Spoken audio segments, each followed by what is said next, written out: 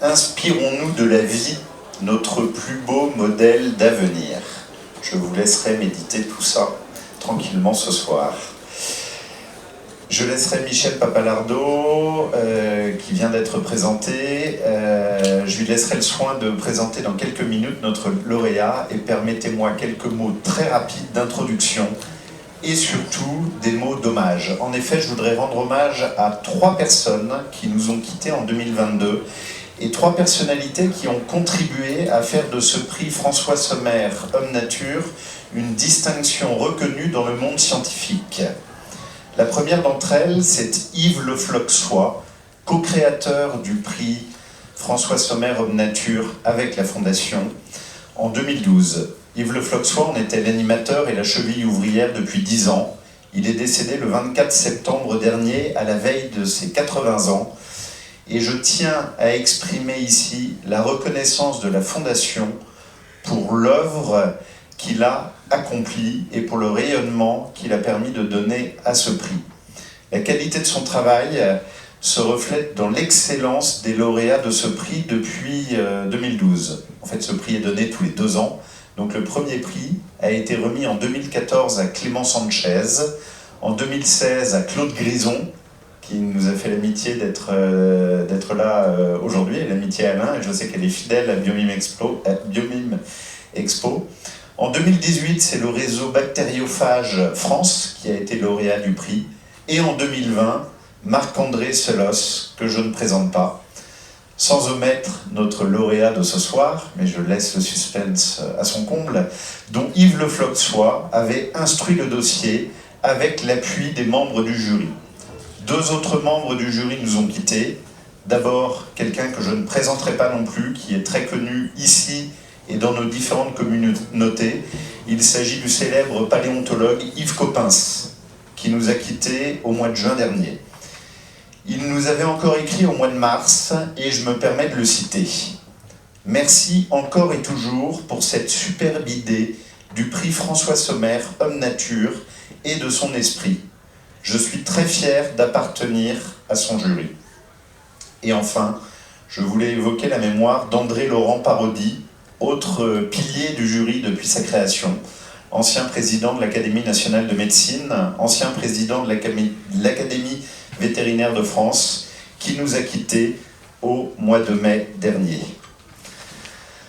Un mot également sur ce prix, le prix François Sommer Homme Nature, créé, je le disais, il y a 10 ans, doté d'un montant de 50 000 €. Il récompense un scientifique ou une équipe de scientifiques de dimension internationale dont les travaux de recherche pluridisciplinaires présentent des perspectives innovantes et prometteuses en matière de relations entre l'homme et la nature.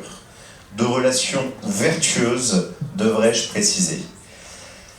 Et c'est là mon dernier point pour rappeler que la Fondation François Sommer, à l'initiative de ce prix, agit depuis 1964 au croisement de la nature et de la culture.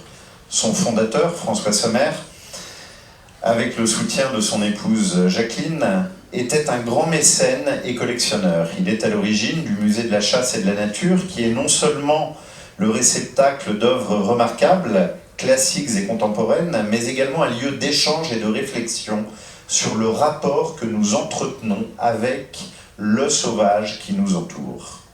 Car au-delà de la culture où elle est très active, la Fondation mène dans le secteur de la biodiversité des programmes d'études, des programmes scientifiques, des programmes de formation et des programmes de conservation des espaces et des espèces. Dans les Ardennes, dans son domaine de Belleval, de plus de 1000 hectares, elle expérimente des modes de gestion innovantes de la flore et de la faune, en lien avec des laboratoires, des universités, des acteurs publics comme l'Office français de la biodiversité ou encore le CNRS.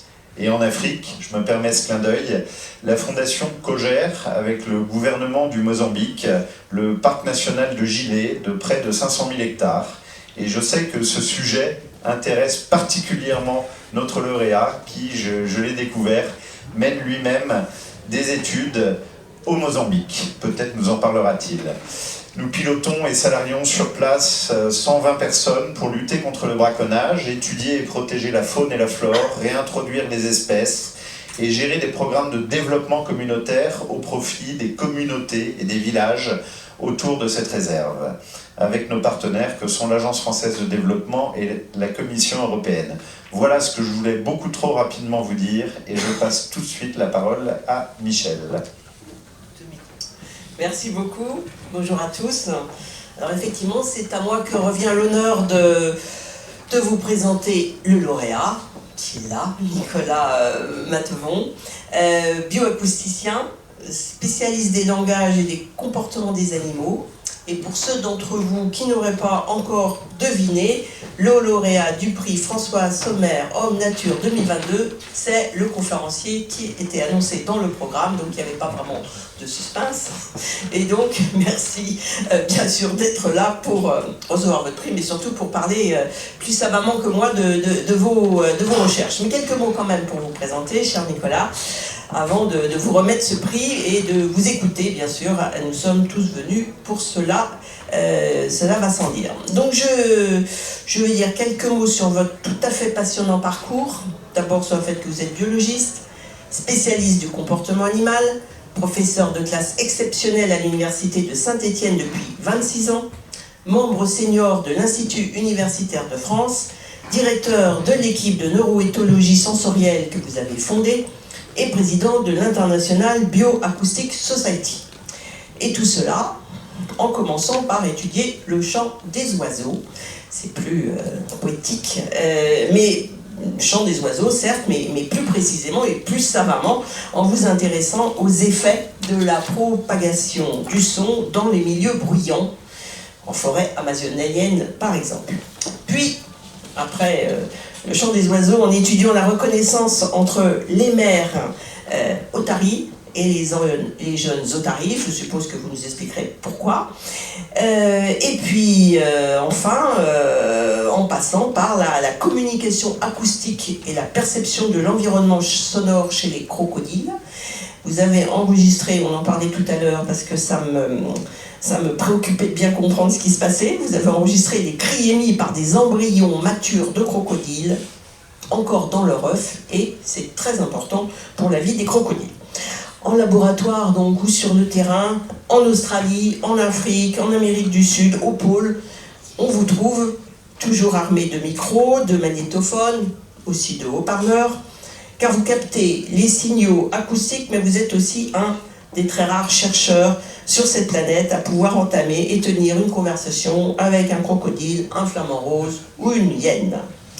Donc voilà, bonne raison pour vous remettre un prix, ça, de toute façon, mais surtout, vous avez fait avec tout ça beaucoup de recherches très utiles. Quand on lit votre dossier, très impressionnant dossier de candidature, très lourd, pour le prix François Sommer Homme Nature, on est d'ailleurs frappé par le nombre d'espèces auxquelles vous vous intéressez. Il semble qu'il n'y ait pas de limite, en fait, à vos recherches, du caïman à la souris, de la hyène à l'hippopotame, de l'éléphant de mer au petit humain, parce que même les petits humains vous intéressent. Surpris par les connaissances, en effet, lacunaires sur les pleurs de nos bébés. Moi, c'était le seul sujet que j'avais l'impression de connaître, mais bon, visiblement pas assez. Vous avez appliqué à notre espèce le processus de reconnaissance acoustique entre la mère et le bébé otari, afin de mieux comprendre la communication acoustique autre que langagière chez l'espèce humaine. Encore plus incroyable, vous vous êtes engagé assez récemment avec votre équipe de recherche dans l'utilisation de la bioacoustique comme outil de suivi et de protection de la biodiversité. C'est une méthode non invasive, discrète, peu coûteuse, qui consiste à capter des paysages sonores aériens ou aquatiques, des fréquences les plus basses aux fréquences les plus hautes, pour identifier, dénombrer et suivre les espèces, notamment des espèces sensibles. Le défi, et écrivez-vous dans votre dossier, c'est d'analyser la quantité astronomique de données récoltées, ce qui vous conduit à développer, avec des spécialistes de machine learning, une plateforme d'intelligence artificielle en bioacoustique dont la finalité est bien la préservation de la biodiversité. Aussi, c'est quelques échantillons de tout ce que vous avez fait, mais vous allez nous en dire beaucoup plus, mais c'est pour toutes ces raisons qu'en vous distinguant ce soir, le jury du prix Homme Nature récompense donc à la fois l'originalité et la profondeur de vos recherches, leur universalité, la somme de connaissances produites et partagées, et finalement leur portée sur la compréhension de la nature sauvage, si chère donc à François Sommer et à la fondation qu'il a créée avec son épouse.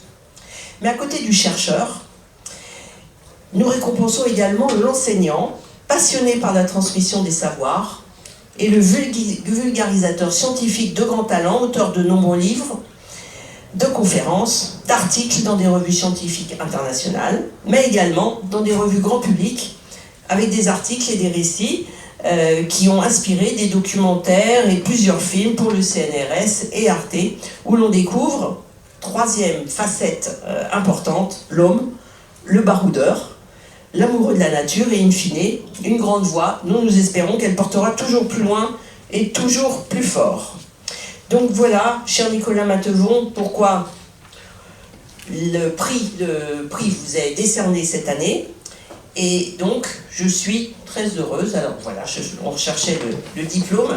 Donc au nom de la Fondation François Sommer, du jury du prix Homme Nature, je vous remets par les mains d'Alban ce diplôme et vous félicite chaleureusement des travaux passés et déjà des travaux futurs que vous allez continuer à faire et qui vont nous apprendre beaucoup de choses sur nous-mêmes, visiblement, mais aussi sur la biodiversité. Bravo.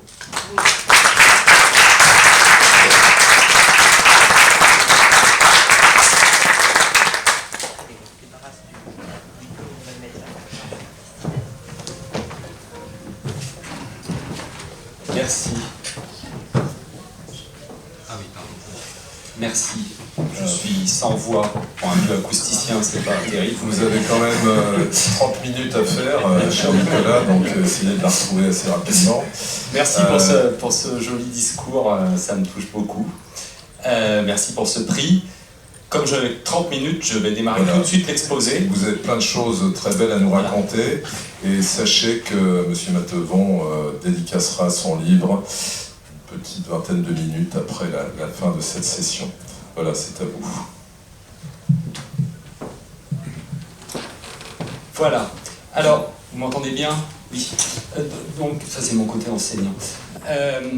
Donc j'avais un choix à faire pour cette conférence. Soit je vous emmenais dans l'Arche de Noé et je vous montrais tous les animaux, je vous disais un petit mot sur chacun des animaux avec lesquels j'ai travaillé, soit j'essayais de vous faire partager un peu plus la science et qu'on aille un petit peu plus dans le détail, mais à ce moment-là il fallait faire un choix de modèle. Alors c'est ces deux... J'ai fait un petit mix, mais c'est quand même cette deuxième option que j'ai prise. Alors d'abord, juste en préambule, je voudrais vous dire, c'est très important, moi j'y tiens beaucoup, et puis les scientifiques y tiennent beaucoup en principe. Ce que je vais vous raconter là, et tout ce que j'ai fait, tout ce dont Michel a parlé, ça n'est pas que moi qui l'ai fait, très loin de là. J'ai une équipe, et la plupart des travaux sont faits par d'autres gens, et je suis un peu l'animateur de tout ça, même si je participe quand même effectivement, et je vais souvent sur le terrain, aux manips, aux expérimentations, aux analyses des données. Alors, voilà, alors ça c'est une vidéo que je vais lancer, mais avant je vous l'explique un tout petit peu pour que vous la compreniez. Nous avons un programme de recherche avec ma collègue Isabelle Charrier du CNRS et des collègues américains sur l'éléphant de mer. L'éléphant de mer, c'est un énorme phoque qui vient tous les ans se reproduire sur les côtes californiennes et Mexique. Là on est en Californie, 1h30 au sud de San Francisco. Et vous avez ici un mâle qu'on appelle un mâle alpha, que vous allez entendre crier. Alors, le cri d'un éléphant de mer, c'est très bizarre, c'est une espèce de clac, clac, clac, comme ça.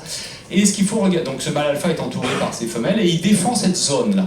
Voilà. Et celui-là, c'est un mâle qu'on appelle un mâle bêta, non pas parce qu'il est un peu bête, mais c'est de la lettre grecque bêta, qui veut dire qu'il est en dessous dans le rang hiérarchique. Et vous allez regarder le comportement de ce mâle bêta en réponse au cri du mâle alpha. C'est pas très fort là. Voilà. Merci. Voilà, donc vous voyez, la voix le fait fuir, hein, on voit qu'il a un peu il a peur en fait du mâle alpha. Donc quand on est arrivé sur la plage avec Isabelle, on s'est dit ben voilà comment ça marche, ça, quelles sont les informations qui sont codées dans ce cri, parce que ça nous amène à la question finalement de la bioacoustique. La question de base de la bioacoustique, c'est la question des langages animaux, n'ayons pas peur des mots.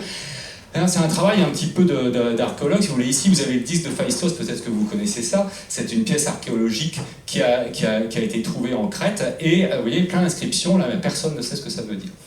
Donc, il y a des gens qui essayent de décrypter ce code. Ici, vous avez un spectrogramme de cris de crocodile. Voilà. Et bien personne ne sait ce que ça veut dire non plus. Enfin si, nous on commence de savoir un petit peu ce que ça veut dire. Ben, le travail des bioacousticiens, c'est de déchiffrer le code de ce cri, d'accord? Et de comprendre comment les signaux acoustiques codent de l'information et comment cette information est décodée par les récepteurs. Alors comment fait-on? On a un outil qui est assez pratique, en fait. On a un outil qu'on appelle le playback, c'est-à-dire qu'on va aller jouer des sons aux animaux et on va aller leur poser des questions. Alors dans cette expérience-là, vous allez voir l'éléphant de mer de tout à l'heure, mais ici, il y a un haut-parleur, et ce haut-parleur va jouer la voix d'un individu plus haut dans le rang hiérarchique que celui-ci. Vous voyez, il n'y a aucun éléphant derrière, il y a juste le haut-parleur qui émet du son. Et regardez la réponse de cet animal. Cet animal, il jeûne pendant 3 mois, 3-4 mois sur la plage, il perd jusqu'à 30% de son poids, ça lui demande énormément d'énergie de prendre ce genre de décision. Et regardez, la simple écoute de la voix d'un individu plus haut dans le rang hiérarchique suffit à le faire partir. Donc vous avez ici un outil qui permet de poser des questions à l'animal, et on a fait toute une étude sur cet éléphant de mer qui nous a permis de comprendre que les individus sur la plage se reconnaissent, chacun a leur voix, chacun a sa voix, et les individus se reconnaissent les uns les autres. Ils ont même la mémoire d'une année sur l'autre de leur voix. Donc ils ont une connaissance de tout le réseau social qui les entoure, et en fait, ils prennent leurs décisions en fonction de qui parle. Voilà. Alors pour aller un peu plus au fond des choses, un tout petit schéma théorique, enfin c'est pas très compliqué, hein, ce qu'on appelle la chaîne de transmission de l'information, et ce qui est un peu le cadre de base de réflexion pour étudier une communication animale. Dans une communication animale, vous avez un émetteur, un individu récepteur, et puis l'émetteur, il fabrique un signal dans lequel il code un certain volume d'informations, vous voyez ce cube. Mais cette information, ce signal, il va traverser ce qu'on appelle un canal de transmission, par exemple la forêt, avant d'atteindre le récepteur. Et pendant cette transmission, le signal il est abîmé. C'est-à-dire que l'intensité diminue, les hautes fréquences peuvent être absorbées par la végétation, il peut y avoir des échos. Donc le volume d'informations représenté par ce cube, ce volume diminue aussi. Et en fait, c'est une des questions qui se pose quand on étudie une communication acoustique, c'est comment, malgré ces contraintes, eh bien, il peut y avoir des échanges d'informations entre les individus. Alors pour étudier ça un peu plus à fond, je vous emmène en forêt atlantique, là sur la côte est du Brésil, en tout cas dans ce qu'il en reste, étudier une petite fauvette qui s'appelle la paruline à sourcils blancs. Cette paruline à sourcils blancs, les mâles font des territoires d'environ 100 mètres de diamètre, et ils les défendent en chantant.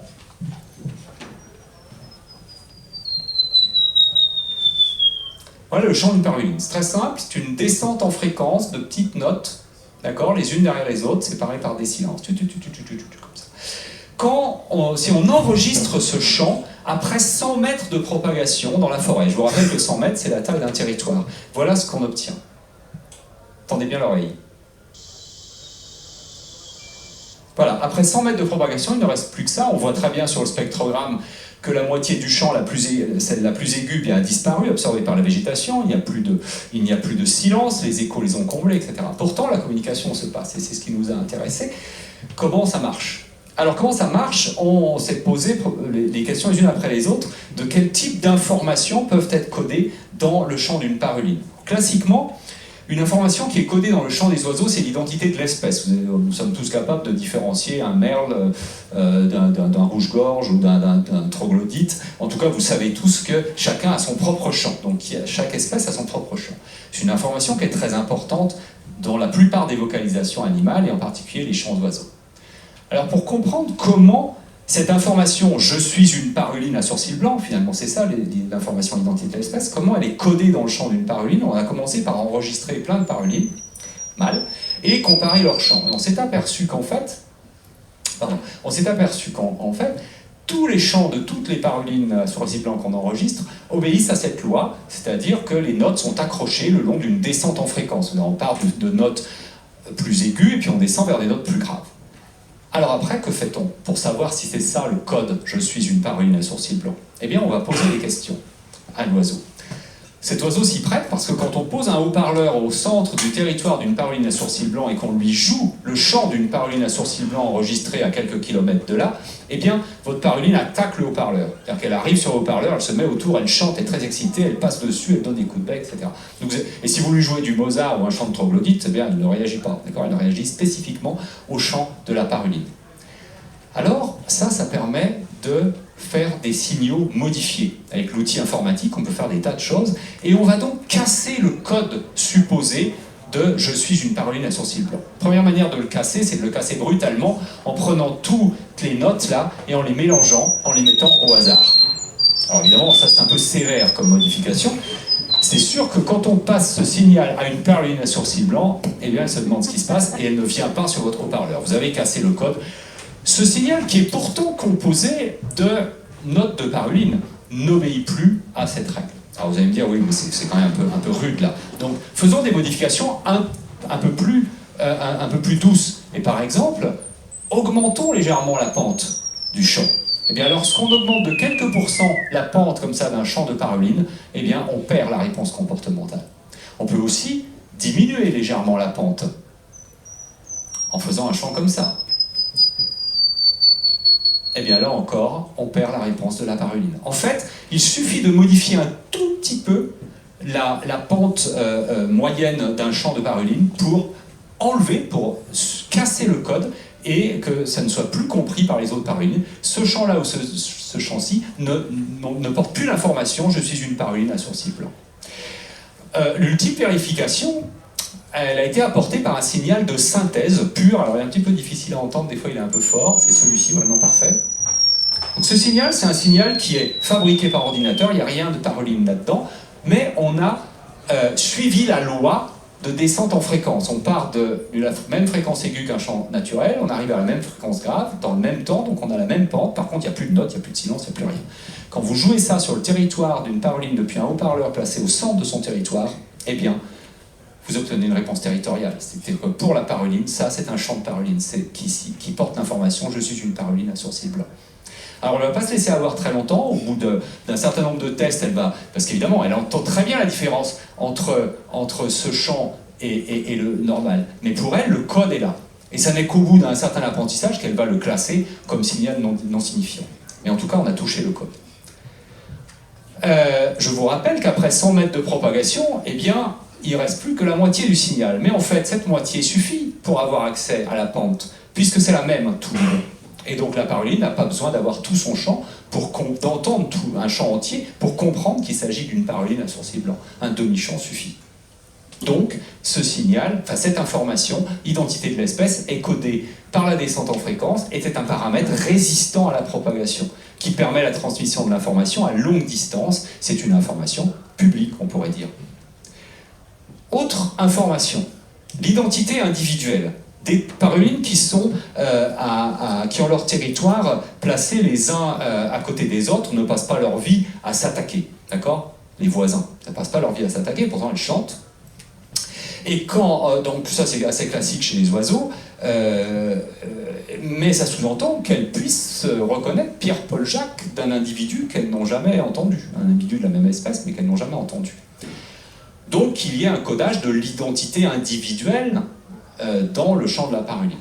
Pour le savoir, première étape, on enregistre plein d'individus, paruline à sourcils blancs, et on compare leurs chants. Alors vu de loin, c'est un peu la même chose, mais si on zoome sur les chants, ça à gauche vous avez la paruline, vous avez Albert, et puis à droite vous avez Pierre, et on voit que de temps en temps, il y a des petites irrégularités dans cette descente en fréquence. Et ce qui est remarquable, c'est que si on enregistre 30 fois Albert, 30 fois on aura cette petite irrégularité au même endroit, et pareil pour Paul ou Pierre. D'accord ? Donc vous avez bien une signature individuelle. Maintenant, est-ce que les oiseaux s'en servent ? Est-ce qu'ils se servent de cette signature pour s'identifier ? Il n'y a qu'un seul moyen de le savoir, c'est leur poser la question. Alors, petite expérience là, un tout petit peu plus complexe que la première. On enregistre le chant d'un voisin de l'oiseau que l'on veut tester, par exemple ici le voisin A, alors je l'ai pris un peu exprès, j'ai pris une paruline un peu exagérée, c'est-à-dire que vous voyez, vous avez un gros saut en fréquence ici, d'accord?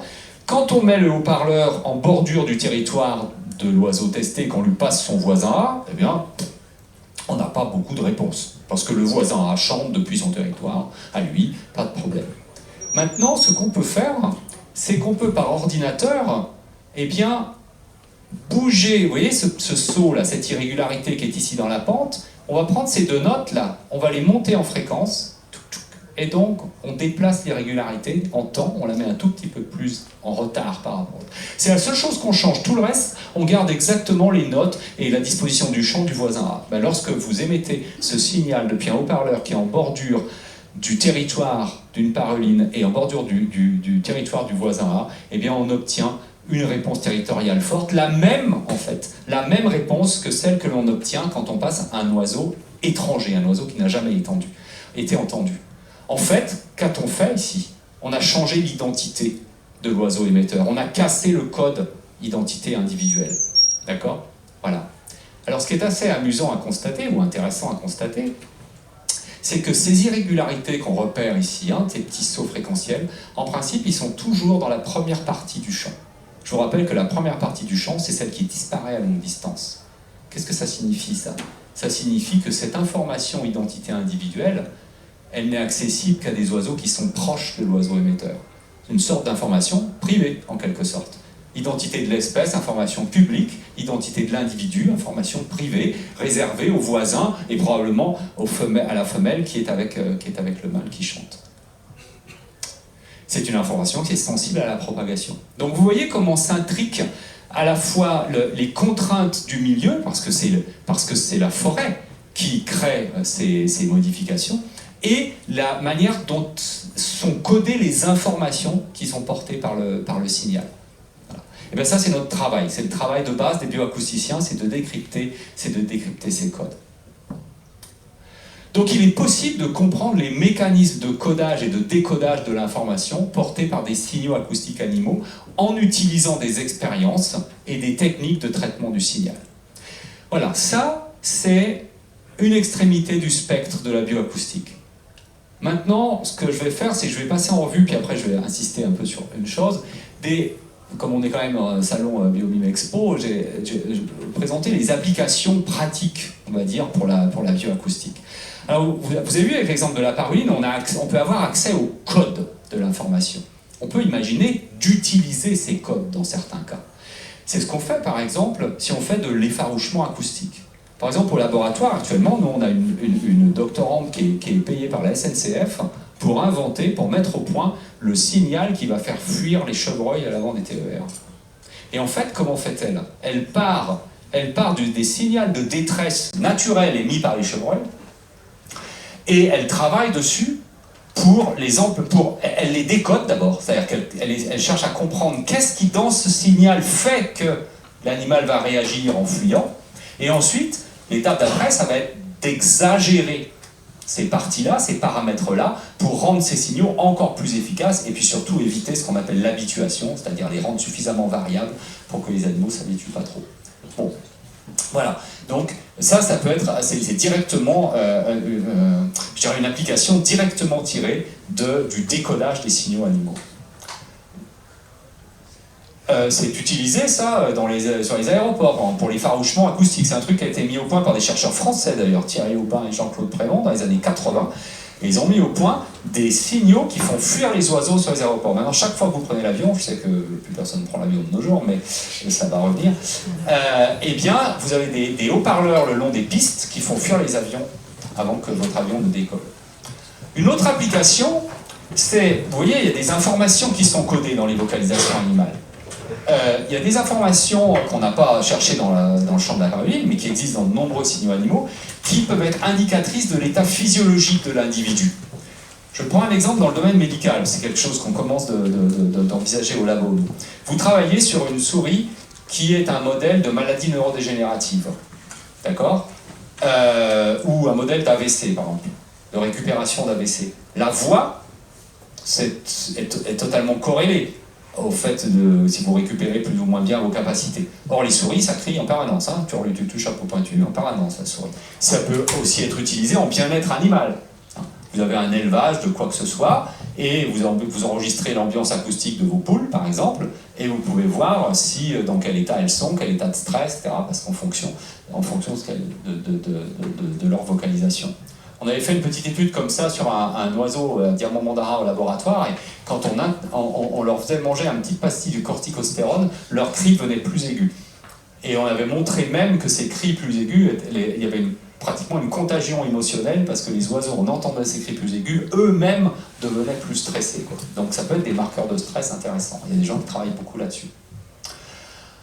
Une autre application, alors qui est très, ou en tout cas une autre question qui est très actuelle, hein, sur laquelle il y a beaucoup de gens qui travaillent, nous au labo on est assez actifs là-dessus aussi, c'est de comprendre l'impact des bruits anthropiques, donc les bruits générés par les activités humaines, sur la faune. Ça a été d'abord beaucoup développé en milieu aquatique, en milieu marin, puis maintenant il y a aussi beaucoup de choses en milieu aérien. Et par exemple, nous au laboratoire, on travaille sur des poissons de lacs comme ça, ou de rivières, et on regarde, je ne vais pas rentrer dans les détails parce que je n'ai pas le temps, mais on regarde la conséquence de bruit de bateaux, de moteurs de bateaux, sur leur activité de prise alimentaire. D'accord ? Voilà, il y a aussi énormément de gens qui travaillent sur l'impact des bruits, par exemple des explosions sous-marines sur les baleines, sur les dauphins, etc. Ça, c'est un domaine qui est extrêmement actif. Là où je vais m'arrêter un petit peu plus, c'est la bioacoustique ou l'écoacoustique comme outil pour suivre la biodiversité. Un premier type de démarche, c'est de suivre par l'acoustique des espèces d'animaux d'intérêt. Alors, par exemple, au labo, on a un chercheur qui s'appelle Frédéric Seb, qui travaille sur un oiseau qui s'appelle le lagopède alpin, la perdrix des neiges. C'est un très bel oiseau qui vit au-dessus de 2500 mètres d'altitude. Et cet oiseau, il est très menacé chez nous par le recul des neiges, etc. Et pour l'instant, enfin jusqu'à ces dernières années, pour estimer les densités de population, pour compter les oiseaux, on fait monter des bonhommes dans la montagne et on les fait compter par l'acoustique juste avant le lever du soleil. Cet oiseau chante, il fait un chant qui ressemble à ça. Voilà, hop, vous venez d'en entendre, vous n'avez rien vu, et hop, mais vous savez, vous notez sur votre petite feuille qu'il y en a un qui vient de chanter à droite. Et puis, 3 secondes après, vous en entendez un autre chanter à gauche, etc., et vous notez. Et c'est comme ça, en plaçant plusieurs personnes, qu'on arrivait à les compter, enfin qu'on pensait arriver à bien les compter. En réalité, ces oiseaux, ils volent, toc toc, donc des fois vous les comptez 2 fois, vous savez pas. Enfin bon, bref, il y a beaucoup d'incertitudes, et en plus, vous ne faites pas monter des bonhommes tous les jours en montagne à 2500 mètres d'altitude. Donc, ce qu'a développé Seb dans notre équipe, c'est l'utilisation de capteurs acoustiques, ça c'est des enregistreurs, des magnétophones. On en a à peu près 200 maintenant, sur tout l'arc alpin et les Pyrénées, qui enregistrent en permanence pendant toute la saison de reproduction des coins où il y a des lagopèdes. Derrière, on a développé des algorithmes qui permettent d'identifier individuellement les lagopèdes. Là, vous avez une sorte d'espace acoustique, si vous voulez. Chaque point, là, c'est un champ de lagopède. Chaque couleur, c'est un individu. Parce qu'en fait, chaque individu, comme pour la paruline, a sa propre voix. Donc ici, par exemple, on avait 6 ou 7 lagopèdes dans cet endroit-là. Et ça, on en est sûr.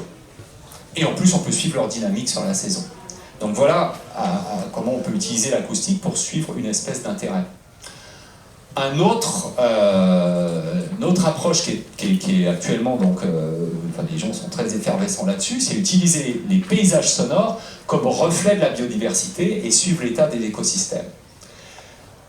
Alors, en particulier en France, par exemple, on a quelqu'un comme Jérôme Sueur au Muséum national d'histoire naturelle qui était vraiment un des pionniers là-dessus. Et puis bon, nous aussi au labo, on a des gens qui travaillent dans ce domaine-là. Alors, pour vous introduire cette question, je vais vous faire écouter un tout petit, c'est très court, un tout petit extrait d'un paysage sonore qu'on a enregistré en Guyane française, à la station biologique des Nouragues du CNRS, une station du CNRS qui est en pleine Amazonie. Alors, écoutez.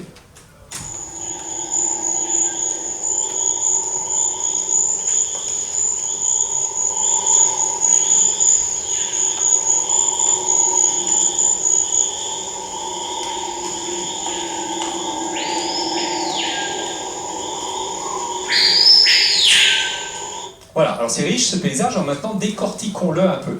Décortiquons-le par bande de fréquence, c'est-à-dire depuis les sons les plus graves jusqu'aux plus aigus. Alors très très grave, ici on a le vent, qu'on n'entend pas très bien, parce qu'il n'y en a pas beaucoup. Ensuite, écoutez bien la bande au-dessus.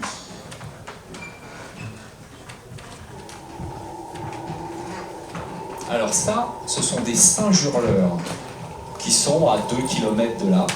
C'est des gros singes qui sont extrêmement puissants et qui nous font ce fond sonore là.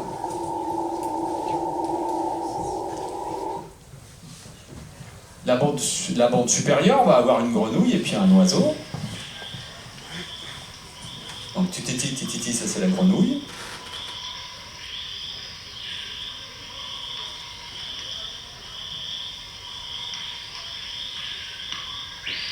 Et voilà l'oiseau.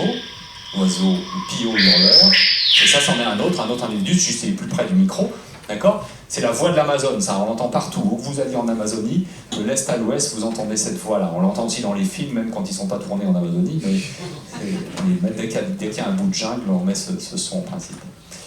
Voilà, et puis la bande au-dessus, c'est probablement un insecte. Voilà. Donc vous voyez qu'on peut décortiquer comme ça. C'est-à-dire qu'un paysage sonore, finalement, eh bien, ça donne une image d'une partie de la biodiversité. C'est ce qu'on appelle un proxy de la biodiversité. D'accord ? Voilà. On peut, là on s'est arrêté à 8000 Hz parce que je voulais que vous puissiez l'entendre, mais on peut imaginer de regarder ça beaucoup plus haut, par exemple, et si on va jusqu'à 50 000, vous voyez, on a des chauves-souris, d'autres insectes qui apparaissent dans le domaine ultrasonore. Bref, avec ces paysages, on a un outil pour imager la biodiversité, et nous, c'est ce qu'on fait. On a un programme qu'on a démarré il y a 2 ans maintenant dans la réserve spéciale de Maputo au Mozambique. Cette réserve est très intéressante parce que c'est un écosystème en mosaïque où vous avez de la savane, des forêts de différents types, des marais, des lacs, etc. Et l'idée, c'est de suivre la dynamique de l'évolution de la biodiversité sur plusieurs années.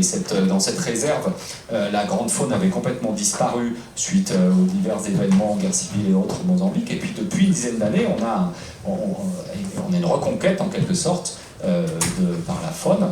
Et donc, on place des enregistreurs dans chacun de ces milieux. Et là, je vous explique très rapidement le principe du truc. Donc il faut imaginer qu'on a des enregistreurs qui enregistrent comme ça en continu pendant des jours et des jours.